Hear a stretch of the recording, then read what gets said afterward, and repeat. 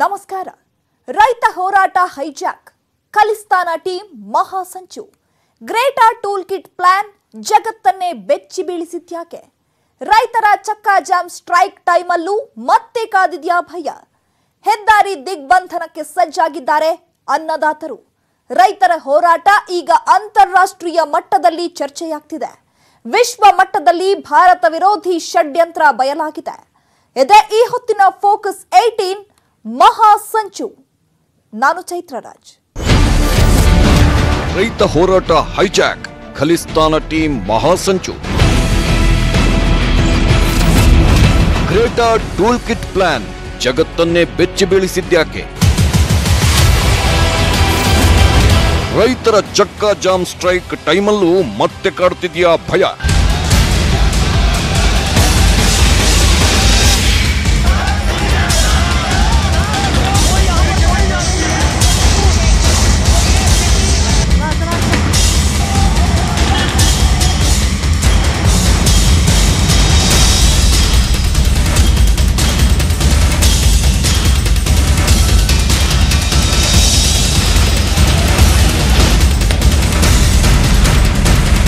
ಕೇಂದ್ರದ ಕೃಷಿ ಕಾಯ್ದೆ ವಿರುದ್ಧ ರೈತರು ನಡೆಸುತ್ತಿರುವ ಹೋರಾಟ 70 ದಿನಗಳನ್ನು ಪೂರೈಸಿದೆ.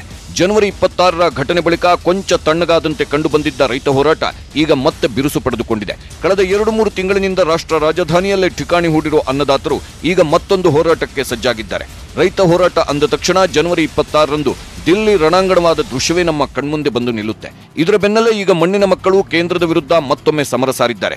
ಕೇಂದ್ರ ಕೃಷಿ ಕಾಯ್ದೆಯನ್ನ ವಾಪಸ್ ಪಡೆಯುವವರೆಗೂ ನಮ್ಮ ಹೋರಾಟ ಸಾಕ್ತಾನೇ ಇರುತ್ತೆ, ಕೈ ಬಿಡುವ ಮಾತೇ ಇಲ್ಲ ಅಂತ ರೈತರು ಪಟ್ಟು ಹಿಡಿದು ಕುಳಿತಿದ್ದಾರೆ. ಈಗ ಮತ್ತೆ ತಮ್ಮ ಹೋರಾಟದ ರೂಪುರೇಷೆ ಬದಲಿಸಿರುವ ಅನ್ನದಾತರು ಚಕ್ಕಾ ಜಾಮ್ ರಣವ್ಯೂಹವನ್ನ ರೂಪಿಸಿದ್ದಾರೆ.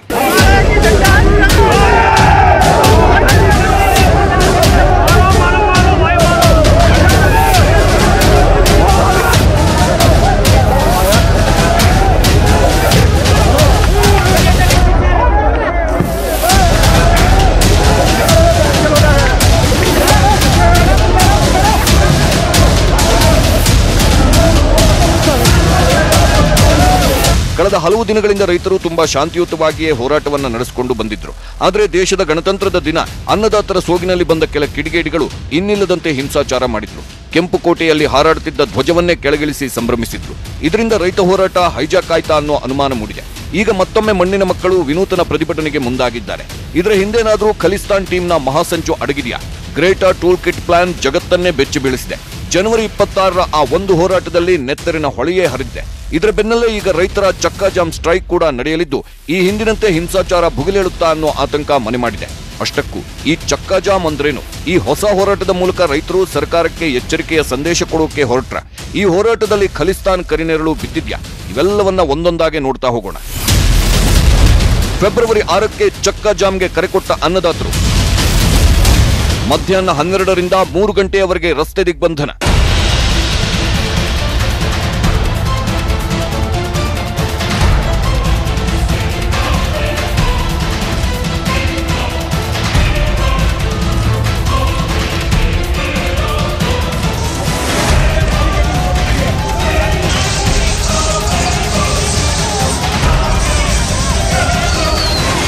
ಜನವರಿ 26ರ ಆ ಕರಾಳ ನೆನಪು ಇನ್ನೂ ದೇಶವಾಸಿಗಳಲ್ಲಿ ಮಾಸಿಲ್ಲ.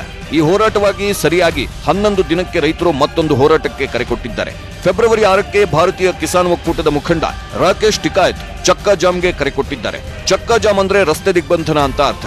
ದಿಲ್ಲಿ ಒಂದನ್ನು ಹೊರತುಪಡಿಸಿ ಫೆಬ್ರವರಿ 6ರಂದು ರಾಷ್ಟ್ರೀಯ ಹಾಗೂ ರಾಜ್ಯ ಹೆದ್ದಾರಿ ಸೇರಿದಂತೆ ದೇಶದ ಎಲ್ಲಾ ಹೆದ್ದಾರಿಗಳ ಮೇಲೆ ದಿಗ್ಬಂಧನ ಹೇರಲಾಗುವುದು. ದೇಶದ ಮೂಲೆ ಮೂಲೆಗಳಲ್ಲೂ ಮಧ್ಯಾಹ್ನ 12ರಿಂದ ಮಧ್ಯಾಹ್ನ 3 ಗಂಟೆಯವರೆಗೆ ಹೆದ್ದಾರಿಗಳಲ್ಲಿ ಎಲ್ಲಾ ವಾಹನಗಳ ಓಡಾಟಕ್ಕೆ ಬ್ರೇಕ್ ಬೀಳಲಿದೆ.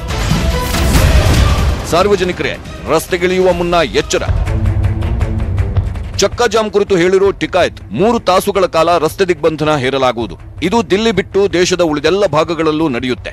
ಚಕ್ಕಾ ಜಾಮ್ನಲ್ಲಿ ಸಿಲುಕುವ ವಾಹನಗಳಿಗೆ ನೀರು ಹಾಗೂ ಆಹಾರ ಒದಗಿಸಲಾಗುವುದು. ಕಡಲೆಕಾಯಿಯಂತಹ ವಸ್ತುಗಳನ್ನ ಜನರಿಗೆ ವಿತರಿಸಲಾಗುತ್ತೆ. ಹಾಗೆಯೇ ಜನರಿಗೆ ಸರ್ಕಾರ ಮಾಡುತ್ತಿರುವ ಅನ್ಯಾಯದ ಬಗ್ಗೆ ಮನವರಿಕೆ ಮಾಡಲಾಗುವುದು ಅಂತ ರಾಕೇಶ್ ಟಿಕಾಯತ್ ಹೇಳಿದ್ದಾರೆ. ದಿಲ್ಲಿ ಹೋರಾಟದ ಬಗ್ಗೆ ಮಾತನಾಡಿದ ರಾಕೇಶ್, ನಾವು ಅಲ್ಲಿ ಏನನ್ನು ಮಾಡಲು ಹೋಗ್ತಿಲ್ಲ, ಅಲ್ಲಿನ ರಾಜನೇ ಅದನ್ನ ಬಂದಿಯಾಗಿಸಿದ್ದಾರೆ, ಹಾಗಾಗಿ ನಾವು ಅದನ್ನ ದಿಗ್ಬಂಧನ ಮಾಡುವ ಅಗತ್ಯ ಇಲ್ಲ ಅಂತ ಪರೋಕ್ಷವಾಗಿ ಕೇಂದ್ರದ ವಿರುದ್ಧ ಮಾತನಾಡಿದ್ರು. ಒಂದು ವೇಳೆ ಫೆಬ್ರವರಿ 6ಕ್ಕೆ ಯಾರಾದ್ರೂ ಮಧ್ಯಾಹ್ನ 12ರಿಂದ ಮಧ್ಯಾಹ್ನ 3 ಗಂಟೆಯವರೆಗೆ ಹೆದ್ದಾರಿಗಳಲ್ಲಿ ವಾಹನ ತಗೊಂಡು ಹೋಗ್ತೀರಾ ಅಂದ್ರೆ ಅಂಥವರಿಗೆ ರೈತ ಪ್ರತಿಭಟನೆಯ ಬಿಸಿ ತಟ್ಟೆ ತಟ್ಟುತ್ತೆ. ಚಕ್ಕ ಜಾಮ್ ಹೋರಾಟಕ್ಕೆ ಇಳಿದಿದ್ಯಾಕೆ ರೈತರು? 70 ದಿನಗಳಿಂದ ರೈತರು ದಿಲ್ಲಿ ಗಡಿಯಲ್ಲಿ ಕುಳಿತು ಕೇಂದ್ರದ ವಿರುದ್ಧ ಎಡೆಬಿಡದೆ ಹೋರಾಟ ಮಾಡುತ್ತಿದ್ದಾರೆ. ಕೇಂದ್ರ ಸರ್ಕಾರ ಹಾಗೂ ಅನ್ನದಾತರ ನಡುವೆ 10ಕ್ಕೂ ಹೆಚ್ಚಿನ ಸುತ್ತಿನ ಮಾತುಕತೆ ನಡೆದರೂ ರೈತರ ಬೇಡಿಕೆ ಇನ್ನೂ ಈಡೇರಿಲ್ಲ. ಈಗ ಮತ್ತೊಮ್ಮೆ ತಮ್ಮ ಬೇಡಿಕೆ ಈಡೇರಿಕೆಗಾಗಿ ರೈತರು ಬೀದಿಗಿಳಿಯಲಿದ್ದಾರೆ. ಜನವರಿ 26ರ ನಂತರ ಪ್ರತಿಭಟನಾ ನಿರತ ಜಾಗದಲ್ಲಿ ಸರ್ಕಾರ ಇಂಟರ್ನೆಟ್ ಸೇವೆಯನ್ನ ಸ್ಥಗಿತಗೊಳಿಸಿದೆ. ಒಕ್ಕೂಟದ ಅಧಿಕಾರಿಗಳು ನಮಗೆ ಈ ಮೂಲಕ ಕಿರುಕುಳ ಕೊಡುತ್ತಿದ್ದಾರೆ, ನಮ್ಮ ಆಂದೋಲನವನ್ನ ಹತ್ತಿಕ್ಕಲು ಅಧಿಕಾರಿಗಳು ಈ ರೀತಿ ಕೆಳಮಟ್ಟಕ್ಕೆ ಇಳಿದಿದ್ದಾರೆ, ಮೊಬೈಲ್ ಶೌಚಾಲಯ ಘಟಕಗಳನ್ನ ಪ್ರತಿಭಟನಾ ಸ್ಥಳದಿಂದ ತೆರವುಗೊಳಿಸಲಾಗಿದೆ, ಸರ್ಕಾರದ ಈ ನೀತಿಯನ್ನ ವಿರೋಧಿಸಿ ನಾವು ಹೋರಾಟ ಮಾಡಲಿದ್ದೇವೆ ಅಂತ ಪ್ರತಿಭಟನಾ ನಿರತ ರೈತರು ಹೇಳುತ್ತಿದ್ದಾರೆ. ಹಾಗೆ ಇದರ ಜೊತೆಗೆ ಈ ಬಾರಿಯ ಬಜೆಟ್ನಲ್ಲಿ ಕೃಷಿ ಕ್ಷೇತ್ರಕ್ಕೆ ಅಷ್ಟೊಂದು ಪ್ರಾಧಾನ್ಯತೆ ಕೊಟ್ಟಿಲ್ಲ, ಅನ್ನದಾತನನ್ನ ಸಂಪೂರ್ಣವಾಗಿ ಕಡೆಗಣಿಸಲಾಗಿದೆ ಅಂತ ರೈತರು ಆರೋಪಿಸುತ್ತಿದ್ದಾರೆ. ಇದೇ ಕಾರಣಕ್ಕೆ ನಾವು ಚಕ್ಕಾ ಜಾಮ್ ಮಾಡೋಕೆ ಹೊರಟಿದ್ದೇವೆ, ಈ ಮೂಲಕ ಕೇಂದ್ರ ಸರ್ಕಾರಕ್ಕೆ ಎಚ್ಚರಿಕೆಯ ಸಂದೇಶ ರವಾನಿಸ್ತೀವಿ ಅನ್ನೋದು ಅನ್ನದಾತರ ಕೂಗು. ಇದೇನೋ ರೈತ ಹೋರಾಟದ ರೂಪುರೇಷೆ, ಚಕ್ಕಾ ಜಾಮ್ನ ರಣತಂತ್ರವಾಗಿದೆ. ಆದ್ರೆ ಈ ಹೋರಾಟದಲ್ಲಿ ಖಲಿಸ್ತಾನದ ಕರಿನೆರಳು ಆವರಿಸಿದ್ದೇಕೆ? ಗ್ರೇಟಾಳ ಆ ಒಂದು ಟ್ವೀಟ್ ಟೂಲ್ ಕಿಟ್ ಹಿಂದೆ ಖಲಿಸ್ತಾನ್ ಷಡ್ಯಂತ್ರ ಅಡಗಿದೆಯಾ ಅನ್ನೋ ಪ್ರಶ್ನೆ ಎದ್ದಿದೆ. ಭಾರತದ ವಿರುದ್ಧ ವಿಶ್ವಮಟ್ಟದ ಷಡ್ಯಂತ್ರ. ಭಾರತದಲ್ಲಿ ಕೃಷಿ ಮಸೂದೆ ವಿರುದ್ಧದ ಹೋರಾಟ ಕಳೆದೆರಡು ದಿನಗಳಿಂದ ಅಂತಾರಾಷ್ಟ್ರೀಯ ಮಟ್ಟದ ವೇದಿಕೆಯಲ್ಲಿ ದೊಡ್ಡ ಮಟ್ಟದಲ್ಲಿ ಚರ್ಚೆ ಆಗ್ತಿದೆ. ಭಾರತದಲ್ಲಿನ ರೈತ ಹೋರಾಟವನ್ನ ಬೆಂಬಲಿಸಿ ಹಾಲಿವುಡ್ ಸೆಲೆಬ್ರಿಟಿಗಳು ನಾವು ರೈತ ಹೋರಾಟದ ಪರ ಇದ್ದೀವಿ ಅಂತ ಟ್ವೀಟ್ಗಳ ಮೇಲೆ ಟ್ವೀಟ್ ಮಾಡಿದ್ರು. ಇದು ಭಾರತದ ಆಂತರಿಕ ವಿಚಾರ ಅಂತ ಗೊತ್ತಿದ್ರು ಇದರಲ್ಲಿ ವಿದೇಶಿಗರು ಮೂಗು ತೂರಿಸಿದ್ರು. ಅದರಲ್ಲಿ ಹೆಚ್ಚು ಸದ್ದು ಮಾಡಿದ್ದು ಅಂದ್ರೆ ವಿಶ್ವದ ಖ್ಯಾತ ಪಾಪ್ ಸಿಂಗರ್ ರಿಹಾನಾ.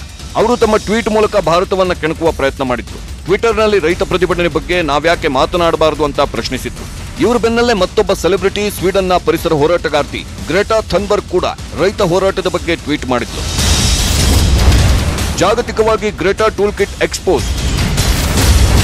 ಕಳಚಿದ ಪರಿಸರ ಹೋರಾಟಗಾರ್ತಿ ಮುಖವಾಡ. ಭಾರತದಲ್ಲಿ ನಡೆಯುತ್ತಿರುವ ರೈತ ಪ್ರತಿಭಟನೆಯನ್ನ ಬೆಂಬಲಿಸಿ ಗ್ರೆಟಾ ಫೆಬ್ರವರಿ 3ಕ್ಕೆ ಬೆಳಗಿನ ಜಾವ 1:34ಕ್ಕೆ ಪ್ರತಿಭಟನೆಗೆ ಬೆಂಬಲವಾಗಿ ನಾವಿದ್ದೇವೆ ಅಂತ ಟ್ವೀಟ್ ಮಾಡಿದ್ರು. ಅದಾದ ನಂತರ ಬುಧವಾರ ಸಂಜೆ 5 ಗಂಟೆ ಅಷ್ಟೊತ್ತಿಗೆ ಮತ್ತೊಂದು ಟ್ವೀಟ್ ಮಾಡಿ ಗೂಗಲ್ ಡಾಕ್ಯುಮೆಂಟ್ನ ಲಿಂಕ್ ಅಟ್ಯಾಚ್ ಮಾಡಿದ್ರು. ಅದರಲ್ಲಿ ರೆಡಿಮೇಡ್ ಟ್ವೀಟ್ ಕಂಟೆಂಟ್ಗಳು, ಹ್ಯಾಶ್ಟ್ಯಾಗ್ಗಳು, ಸೆಲೆಬ್ರಿಟಿಗಳ ಟ್ವಿಟರ್ ಹ್ಯಾಂಡಲ್ಗಳ ವಿವರಗಳಿದ್ವು. ತಾನು ಮಾಡಿದ ಎಡವಟ್ಟು ಗೊತ್ತಾಗ್ತಿದ್ದಂತೆಯೇ ಗ್ರೆಟಾ ತನ್ನ ಟ್ವೀಟ್ ಅನ್ನೇ ಡಿಲೀಟ್ ಮಾಡಿದ್ರು. ನಂತರ ರಾತ್ರಿ 7:30ಕ್ಕೆ ಹೊಸ ಟೂಲ್ ಕಿಟ್ ಒಳಗೊಂಡ ಟ್ವೀಟ್ ಅಪ್ಡೇಟ್ ಮಾಡಿದ್ರು. ಭಾರತದಲ್ಲಿ ಆ ಟ್ವೀಟ್ ಸುದ್ದಿ ಆಗ್ತಿದ್ದಂತೆ ಟ್ವೀಟ್ ಅನ್ನೇ ಡಿಲೀಟ್ ಮಾಡಿದ್ರು ಗ್ರೆಟಾ. ಹಾಗಾದ್ರೆ ಗ್ರೆಟಾ ಟ್ವೀಟ್ ಮಾಡಿದ ಟೂಲ್ ಕಿಟ್ ನಲ್ಲಿ ಏನಿತ್ತು, ಯಾವ ರೀತಿ ಪ್ರಚೋದನೆ ಮಾಡಿದ್ರು ಅನ್ನೋದ್ರ ಬಗ್ಗೆ ಒಮ್ಮೆ ಕಣ್ಣು ಹಾಯಿಸೋಣ. ನೀವು ಎಲ್ಲಿದ್ದೀರೋ ಅಲ್ಲಿಂದಲೇ ಪ್ರತಿಭಟನೆ ಮಾಡಿ. ಜನವರಿ 23ರಿಂದಲೇ ಟ್ವಿಟರ್ ಮೂಲಕ ಹೋರಾಟ ಮಾಡಿ. ಭಾರತದ ಪ್ರಧಾನಿ, ಕೇಂದ್ರ ಕೃಷಿ ಸಚಿವ, ವಿಶ್ವ ವ್ಯಾಪಾರ ಸಂಸ್ಥೆ, ವಿಶ್ವ ಹಣಕಾಸು ನಿಧಿ, ವಿಶ್ವ ಬ್ಯಾಂಕ್ ಟ್ವಿಟರ್ ಖಾತೆಗೆ ಟ್ಯಾಗ್ ಮಾಡಿ. ಜನವರಿ 26ರಂದು ಭಾರತದ ರಾಯಭಾರ ಕಚೇರಿಗಳ ಎದುರು ಪ್ರತಿಭಟನೆ ತೀವ್ರಗೊಳಿಸಿ. ನಿಮ್ಮ ಪ್ರತಿನಿಧಿಗಳಿಗೆ ಮೇಲ್ ಮಾಡಿ ಹೋರಾಟಕ್ಕೆ ಬೆಂಬಲ ಕೇಳಿ. ನಿಮ್ಮ ಹೋರಾಟವನ್ನ ಸಾಮಾಜಿಕ ಜಾಲತಾಣಗಳಲ್ಲಿ ಲೈವ್ ಮಾಡಬೇಕು. ಫೆಬ್ರವರಿ 13 ಮತ್ತು 14ಕ್ಕೆ ಭಾರತದ ರಾಯಭಾರ ಕಚೇರಿ ಸಮೀಪ ಪ್ರತಿಭಟಿಸಿ. ಎಸ್, ನಮ್ಮ ದೇಶದಲ್ಲಿ ನಡೆಯುತ್ತಿರುವ ರೈತ ಹೋರಾಟದ ಬಗ್ಗೆ ವಿದೇಶಿ ಸೆಲೆಬ್ರಿಟಿ ಟ್ವೀಟ್ ಮಾಡಿರೋದು ಒಂದು ಅಚ್ಚರಿ. ಮತ್ತೊಂದು, ನಮ್ಮ ದೇಶದ ಹೋರಾಟದ ರೂಪುರೇಷೆ ಯಾವ ರೀತಿ ಇರಬೇಕು ಅಂತ ದೂರದ ಅದ್ಯಾವುದೋ ದೇಶದಲ್ಲಿ ಕುಳಿತು ಬ್ಲೂ ಪ್ರಿಂಟ್ ರೆಡಿ ಮಾಡಿದ್ಲಾ ಗ್ರೆಟಾ ಅನ್ನೋ ಪ್ರಶ್ನೆ ಈಗ ಕಾಡ್ತಿದೆ. ಇದು ನಿಜವಾಗ್ಲೂ ಗ್ರೆಟಾನೇ ರೆಡಿ ಮಾಡಿರೋದಾ ಅಥವಾ ಇದರ ಹಿಂದೆ ಯಾರಾದ್ರೂ ಮಾಸ್ಟರ್ ಮೈಂಡ್ ಅಡಗಿದ್ದಾರಾ ಅಂತ ನೋಡಿದಾಗಲೇ ಗೊತ್ತಾಗಿದ್ದು ಇದರ ಹಿಂದೆ ಖಲಿಸ್ತಾನ ಸಂಘಟನೆಯ ಕರಿನೆರಳು ಇದೆ ಅಂತ. ರೈತ ಹೋರಾಟದ ಮೇಲೆ ಬಿತ್ತ ಖಲಿಸ್ತಾನದ ಕರಿನೆರಳು. ಗ್ರೆಟಾ ಥನ್ಬರ್ಗ್ ಟ್ವೀಟ್ ಮಾಡಿದ ಬೆನ್ನಲ್ಲೇ ದಿಲ್ಲಿ ಪೊಲೀಸರು ಹೈ ಅಲರ್ಟ್ ಆದ್ರು. ಈ ಬಗ್ಗೆ ತನಿಖೆ ನಡೆಸಿದ ದಿಲ್ಲಿ ಪೊಲೀಸರಿಗೆ ಈ ಟೂಲ್ ಕಿಟ್ ಹಿಂದೆ ಪ್ರತ್ಯೇಕ ಖಲಿಸ್ತಾನಿ ಟೀಮ್ನ ಕೈವಾಡ ಇರೋದು ಗೊತ್ತಾಯಿತು. ಖಲಿಸ್ತಾನಿ ದೇಶದ ರಚನೆಯ ಉದ್ದೇಶ ಹೊಂದಿರುವ ತಂಡವೊಂದರ ಪಾತ್ರದ ಬಗ್ಗೆ ದಿಲ್ಲಿ ಪೊಲೀಸರಿಗೆ ಮಾಹಿತಿ ಸಿಕ್ಕಿದೆ. ಈ ಹಿನ್ನೆಲೆಯಲ್ಲಿ ದೆಹಲಿ ಪೊಲೀಸರು ಅನಾಮಧೇಯರ ವಿರುದ್ಧ ಪ್ರಕರಣ ದಾಖಲಿಸಿಕೊಂಡಿದ್ದಾರೆ. ರೈತ ಹೋರಾಟದ ಹಾದಿ ತಪ್ಪಿಸೋಕೆ ಖಲಿಸ್ತಾನ್ ಷಡ್ಯಂತ್ರ ಹೂಡಿದ್ಯಾ? ಹಾಗಾದ್ರೆ ಖಲಿಸ್ತಾನ್ ಸಂಘಟನೆ ಅನ್ನದಾತರ ಹೋರಾಟವನ್ನೇ ಹೈಜಾಕ್ ಮಾಡ್ತಾ ಈ ಸಂಘಟನೆಯ ಕೆಂಗಣ್ಣು ಮಣ್ಣಿನ ಮಕ್ಕಳ ಹೋರಾಟದ ಮೇಲೆ ಬಿದ್ದಿದ್ಯಾ ಅನ್ನೋ ಆತಂಕ ಶುರುವಾಗಿದೆ. ಜನವರಿ 26ಕ್ಕೆ ಪ್ರತಿಭಟನೆಯಲ್ಲಿ ಹಿಂಸಾಚಾರ ಭುಗಿಲೆದ್ದಿತ್ತು. ಹಾಗಾಗಿ ಈ ಬಾರಿ ಕೇಂದ್ರ ಸರ್ಕಾರ ಫುಲ್ ಅಲರ್ಟ್ ಆಗಿದೆ. ಫೆಬ್ರವರಿ 6ರಂದು ಯಾವುದೇ ರೀತಿ ಅಹಿತಕರ ಘಟನೆ ನಡಿಬಾರದು ಅಂತ ಖುದ್ದು ಅಮಿತ್ ಶಾ ಎಲ್ಲ ಪರಿಸ್ಥಿತಿಯನ್ನ ಅವಲೋಕಿಸಿದ್ದಾರೆ. ಹಾಗೆ ಪೊಲೀಸರು ಕೂಡ ಕ್ರಮ ಕೈಗೊಂಡಿದ್ದಾರೆ.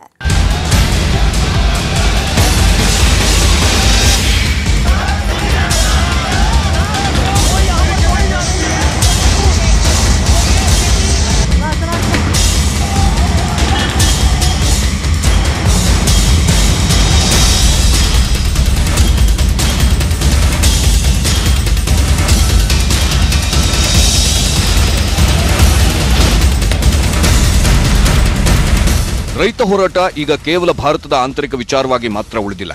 ಅಂತಾರಾಷ್ಟ್ರೀಯ ಮಟ್ಟದಲ್ಲೂ ಇದು ಪರ ವಿರೋಧ ಚರ್ಚೆಗೆ ವೇದಿಕೆಯಾಗಿದೆ. ರೈತರ ಹೋರಾಟವನ್ನು ಅಸ್ತ್ರವಾಗಿಸಿಕೊಂಡು ಭಾರತ ವಿರೋಧಿ ಅಭಿಯಾನ ನಡೆಸುವ ದೊಡ್ಡ ಷಡ್ಯಂತ್ರವೊಂದು ಬೆಳಕಿಗೆ ಬಂದಿದೆ. ವಿಶ್ವ ಸಮುದಾಯದ ಎದುರು ಮಾನ ಕಳೆಯುವ ದುಷ್ಟ ಸಂಚಿಗೆ ಸ್ಪಷ್ಟ ಪುರಾವೆಗಳು ಸಿಕ್ಕಿವೆ. ಜನವರಿ 26 ಗಣರಾಜ್ಯೋತ್ಸವದ ದಿನ ದಿಲ್ಲಿಯಲ್ಲಿ ಟ್ರ್ಯಾಕ್ಟರ್ ರ್ಯಾಲಿ ನೆಪದಲ್ಲಿ ದೊಡ್ಡ ಮಟ್ಟದ ಹಿಂಸಾಚಾರ ನಡೆಸಲಾಗಿತ್ತು. ಈ ಮೂಲಕ ರೈತ ಹೋರಾಟವನ್ನ ಮತ್ತೊಂದು ಹಂತಕ್ಕೆ ಕೊಂಡೊಯ್ಯುವ ಪ್ರಯತ್ನ ನಡೆದಿತ್ತು. ಇದರ ಹಿಂದೆ ಅಂತಾರಾಷ್ಟ್ರೀಯ ಸಂಘಟನೆಗಳ ಕೈವಾಡ ಇರುವುದು ಕೂಡ ಬೆಳಕಿಗೆ ಬಂದಿತ್ತು. ಹಿಂಸಾಚಾರವನ್ನು ಪ್ರಚೋದಿಸಲು ಹಲವರು ಕುಮ್ಮಕ್ಕು ನೀಡಿದ್ರು ಅನ್ನೋ ಪುರಾವೆಗಳು ಕೂಡ ಪೊಲೀಸರಿಗೆ ಸಿಕ್ಕಿವೆ.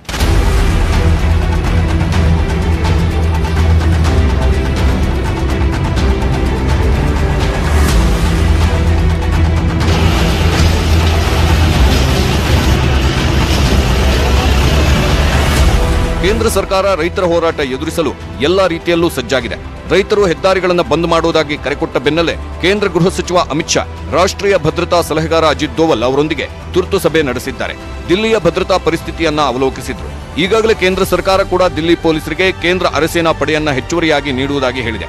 ಈಗಾಗಲೇ ದಿಲ್ಲಿ ಗಡಿ ಭಾಗದಲ್ಲಿ ಪೊಲೀಸರೊಂದಿಗೆ 6,000 ಅರೆಸೇನಾ ಸಿಬ್ಬಂದಿಯನ್ನ ನಿಯೋಜಿಸಲಾಗಿದೆ. ದಿಲ್ಲಿಯನ್ನು ಪ್ರವೇಶಿಸುವುದಿಲ್ವಾ ರೈತರು? ಪೊಲೀಸರು ಯಾವ ರೀತಿ ಸಿದ್ಧತೆ ಮಾಡಿಕೊಂಡಿದ್ದಾರೆ? ಜನವರಿ 26ಕ್ಕೆ ರೈತರ ವೇಷದಲ್ಲಿ ಬಂದ ಹಲವು ಕಿಡಿಗೇಡಿಗಳು ದಿಲ್ಲಿಯನ್ನು ರಣರಂಗದಂತೆ ಮಾಡಿಬಿಟ್ಟಿದ್ರು. ಆ ಟೈಮ್ನಲ್ಲಿ ಪರಿಸ್ಥಿತಿ ಪೊಲೀಸರ ಕೈಮೀರಿ ಹೋಗಿತ್ತು. ಈ ಹಿಂಸಾಚಾರದಲ್ಲಿ 400 ಜನ ಪೊಲೀಸರು ಗಾಯಗೊಂಡಿದ್ದರು. ಹಾಗಾಗಿ ಚಕ್ಕಾ ಸ್ಟ್ರೈಕ್ನಲ್ಲಿ ಯಾವುದೇ ರೀತಿ ಲೋಪದೋಷಗಳು ಆಗಬಾರದು, ಯಾವುದೇ ರೀತಿ ಹಿಂಸಾಚಾರಗಳಿಗೆ ಎಡೆಮಾಡಿಕೊಡಬಾರದು ಅನ್ನೋ ನಿಟ್ಟಿನಲ್ಲಿ ಪೊಲೀಸರು ಸರ್ವ ರೀತಿಯಲ್ಲೂ ಸನ್ನದ್ಧರಾಗಿದ್ದಾರೆ. ಯಾವುದೇ ಅಹಿತಕರ ಘಟನೆ ಆಗಬಾರದು ಅಂತ ದಿಲ್ಲಿಯ ಟಿಕ್ರಿ, ಸಿಂಘು ಹಾಗೂ ಗಾಜಿಯಾಬಾದ್ ಈ 3 ಕಡೆಯೂ ಮೊಳೆ ಹೊಡೆದಿದ್ರು. ಕಾಂಕ್ರೀಟ್ ಗೋಡೆಗಳನ್ನು ನಿರ್ಮಿಸಲಾಗಿದೆ. ಆದ್ರೆ ಈಗ ಗಾಜಿಯಾಬಾದ್ನಲ್ಲಿ ಮೊಳೆ ತೆಗೆಯಲಾಗಿದೆ ಅಂತ ಹೇಳಲಾಗ್ತಿದೆ. ರೈತರು ನಾವು ದಿಲ್ಲಿಯನ್ನ ಪ್ರವೇಶಿಸೋದಿಲ್ಲ ಅಂತ ಏನೋ ಹೇಳಿದ್ದಾರೆ. ಆದ್ರೆ ಹಾಗಂತ ದಿಲ್ಲಿ ಪೊಲೀಸರು ಕೈಕಟ್ಟಿ ಕುಳಿತಿಲ್ಲ. ಈ ಬಾರಿ ಪೊಲೀಸರು ಕೂಡ ರಿಸ್ಕ್ ತಗೊಳ್ಳೋಕೆ ತಯಾರಿಲ್ಲ. ಯಾಕಂದ್ರೆ ರೈತ ಹೋರಾಟ ಯಾವ ಕ್ಷಣದಲ್ಲಿ ಯಾವ ತಿರುವನ್ನಾದ್ರೂ ಪಡೆಯಬಹುದು ಅಂತ ಅರಿತಿರೋ ಪೊಲೀಸರು ಈಗಾಗಲೇ ಸರ್ವ ರೀತಿಯಲ್ಲೂ ಸನ್ನದ್ಧರಾಗಿದ್ದಾರೆ.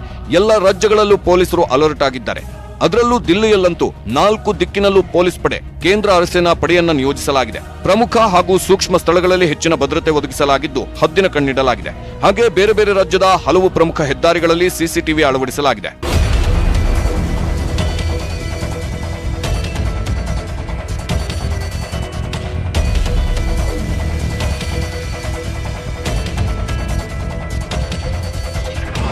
ರೈತರು ತಮ್ಮ ತಮ್ಮ ರಾಜ್ಯಗಳಲ್ಲಿ ಹೆದ್ದಾರಿಗಳನ್ನು ಬಂದ್ ಮಾಡಲಿದ್ದಾರೆ. ಹಾಗೆ ಹೆದ್ದಾರಿಗಳಲ್ಲಿ ಆಂಬ್ಯುಲೆನ್ಸ್ ಹಾಗೂ ಯಾವುದೇ ಅಗ್ನಿಶಾಮಕ ಸಿಬ್ಬಂದಿ ವಾಹನ ಕಂಡ್ರು ನಾವು ಅವರ ಕರ್ತವ್ಯಕ್ಕೆ ಅಡ್ಡಿ ಮಾಡಲ್ಲ ಅಂತ ಆಶ್ವಾಸನೆ ಕೊಟ್ಟಿದ್ದಾರೆ. ಈ ಬಾರಿ ಹೋರಾಟವನ್ನ ಶಾಂತಿಯುತವಾಗಿ ನಡೆಸಬೇಕು, ಶಾಂತಿಯುತವಾಗಿ ರಸ್ತೆಗಳನ್ನು ಬಂದ್ ಮಾಡಿ ಅಂತ ರೈತ ಮುಖಂಡರು ಉಳಿದ ರೈತರಿಗೆ ಕರೆ ಕೊಟ್ಟಿದ್ದಾರೆ. ಜನವರಿ 26ರ ಘಟನೆ ಮತ್ತೆ ಮರುಕಳಿಸಬಾರದು ಅಂತ ಈಗಾಗಲೇ ರೈತ ನಾಯಕರು ತಮ್ಮ ತಮ್ಮ ರಾಜ್ಯದ ಜನರೊಂದಿಗೆ ಮಾತುಕತೆ ನಡೆಸಿದ್ದಾರೆ. ಎಲ್ಲ ರಾಜ್ಯಗಳಿಗೂ ಹೈ ಅಲರ್ಟ್ ಆಗಿರುವಂತೆ ಕೇಂದ್ರ ಸರ್ಕಾರ ಸೂಚಿಸಿದೆ. ಹಾಗೆ ಆಯಾ ರಾಜ್ಯದ ಪೊಲೀಸ್ ಕಮಿಷನರ್ಗಳು ಎಲ್ಲರಿಗೂ ಪ್ರತಿಭಟನೆ ನಿಯಂತ್ರಿಸಲು ಸೂಕ್ತ ನಿರ್ದೇಶನವನ್ನ ಕೊಟ್ಟಿದ್ದಾರೆ.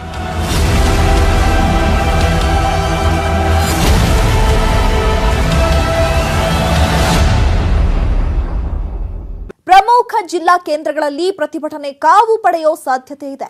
ಹಾಗಾಗಿ ರಾಜ್ಯ ಪೊಲೀಸ್ ಇಲಾಖೆ ಕೂಡ ಹೈ ಅಲರ್ಟ್ ಆಗಿದೆ. ರಾಜ್ಯದಲ್ಲಿ ಹೆದ್ದಾರಿ ಬಂದ್ ಯಾವ ರೀತಿ ಇರುತ್ತೆ ಈ ಬಗ್ಗೆ ಹೇಳ್ತೀವಿ ನೋಡಿ. ಜನವರಿ 26ಕ್ಕೆ ದಿಲ್ಲಿಯಲ್ಲಿ ಪ್ರತಿಭಟನೆಯಾದಾಗ ರಾಜ್ಯದಲ್ಲೂ ರೈತರು ಪ್ರತಿಭಟನೆಗೆ ಸಾಥ್ ಕೊಟ್ಟಿದ್ರು. ಟ್ರ್ಯಾಕ್ಟರ್ ಮೂಲಕ ಮೆರವಣಿಗೆ ಮಾಡಿದ್ರು. ಈ ಬಾರಿ ಚಕ್ಕಾ ಜಾಮ್ಗೂ ಕೂಡ ರಾಜ್ಯದ ರೈತರು ಸಾಥ್ ಕೊಡಲಿದ್ದಾರೆ. ರಾಜ್ಯ ರೈತ ಸಂಘ, ಹಸಿರು ಸೇನೆ ಹಾಗೂ ಪ್ರಾಂತ್ಯ ರೈತ ಸಂಘಟನೆಗಳು ಹೆದ್ದಾರಿ ಬಂದ್ ನಡೆಸೋದಾಗಿ ಹೇಳಿವೆ. ಹೀಗಾಗಿ ರಾಜ್ಯದ ಪ್ರಮುಖ ಜಿಲ್ಲಾ ಕೇಂದ್ರಗಳಲ್ಲಿ ಪ್ರತಿಭಟನೆ ಕಾವು ಕಂಡುಬರುವ ಸಾಧ್ಯತೆ ಹೆಚ್ಚಾಗಿದೆ.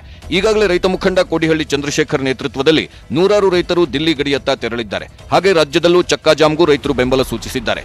ಕರ್ನಾಟಕದ ಜಿಲ್ಲಾ ಕೇಂದ್ರಗಳಲ್ಲೂ ಹೆದ್ದಾರಿ ಬಂದ್ಗೆ ಪ್ಲಾನ್ ಮಾಡಿದ್ದಾರೆ. ಫೆಬ್ರವರಿ 6ಕ್ಕೆ ಮಧ್ಯಾಹ್ನ 12ರಿಂದ 3 ಗಂಟೆಯವರೆಗೆ ಬೆಂಗಳೂರಿಗೆ ಸಂಪರ್ಕ ಕಲ್ಪಿಸುವ ಮುಖ್ಯ ರಸ್ತೆಗಳೆಲ್ಲ ಬಂದ್ ಆಗಲಿವೆ.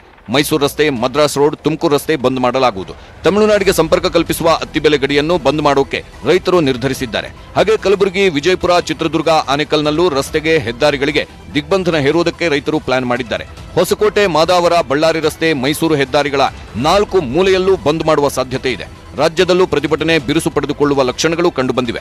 ಹೀಗಾಗಿ ಫೆಬ್ರವರಿ 6ಕ್ಕೆ ಹೆದ್ದಾರಿ ಸಂಚಾರ ಕೊಂಚ ಅಸ್ತವ್ಯಸ್ತವಾಗುವ ಸಾಧ್ಯತೆ ಇದೆ. ಹೀಗಾಗಿ ಊರಿಗೆ ಹೋಗುವವರು ಮತ್ತೊಮ್ಮೆ ಯೋಚಿಸಬೇಕಿದೆ.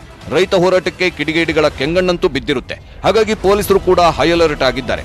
ಜನವರಿ 26ಕ್ಕೆ ಈ ಪುಂಡರ ಪುಂಡಾಟಿಕೆಯಿಂದ ರೈತರ ಅಷ್ಟು ದಿನದ ಶ್ರಮ ವ್ಯರ್ಥವಾಯಿತು. ರೈತರ ಹೋರಾಟಕ್ಕೆ ಮಸಿ ಬಳಿದ್ರು ಕಿಡಿಗೇಡಿಗಳು. ಇದರಿಂದ ರೈತ ಹೋರಾಟದ ಬಗ್ಗೆಯೂ ದೇಶದಲ್ಲಿ ಅಪಸ್ವರ ಕೇಳಿ ಬಂದಿತ್ತು. ಹಾಗಾಗಿ ಈ ಬಾರಿ ರೈತರು ತುಂಬಾನೇ ಅಲರ್ಟ್ ಆಗಿರಬೇಕಾಗಿರುತ್ತೆ. ಯಾವುದೇ ರೀತಿಯ ಅಹಿತಕರ ಘಟನೆಗೂ ಆಸ್ಪದ ಕೊಡದೇ ಇರೋ ರೀತಿಯಲ್ಲಿ ಶಾಂತಿಯುತವಾಗಿ ಪ್ರತಿಭಟನೆ ಮಾಡಬೇಕಾಗುತ್ತೆ.